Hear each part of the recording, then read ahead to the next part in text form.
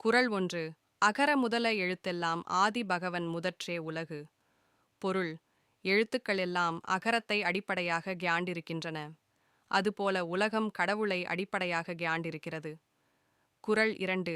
கற்றதனால் ஆய பயனென்கொல் வாலறிவன் நற்றாள் தொழார் எனின். பொருள்: தூய அறிவு வடிவாக விளங்கும் இறைவனுடைய நல்ல திருவடிகளை தேழாமல் இருப்பாரானால் அவர் கற்ற கல்வியினால் ஆகிய பயன் என்ன? குறள் மூன்று. மலர்மிசை ஏகினான் மானடி சேர்ந்தார் நிலமிசை நீடு வாழ்வார்.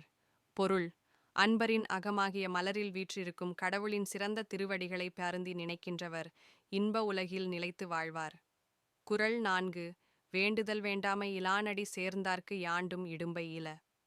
பொருள்: விருப்பு வெறுப்பு இல்லாத கடவுளின் திருவடிகளை பருந்தி நினைக்கின்றவர்க்கு எப்போதும் எவ்விடத்திலும் துன்பமில்லை. குறள் ஐந்து. இருள்சேர் இருவினையும் சேரா இறைவன் பொருள்சேர் புகழ் புரிந்தார் மாட்டு. பொருள்: கடவுளின் உண்மை புகழை விரும்பி அன்பு செலுத்துகின்றவரிடம் அறியாமையால் விளையும் இருவகை வினையும் சேர்வதில்லை.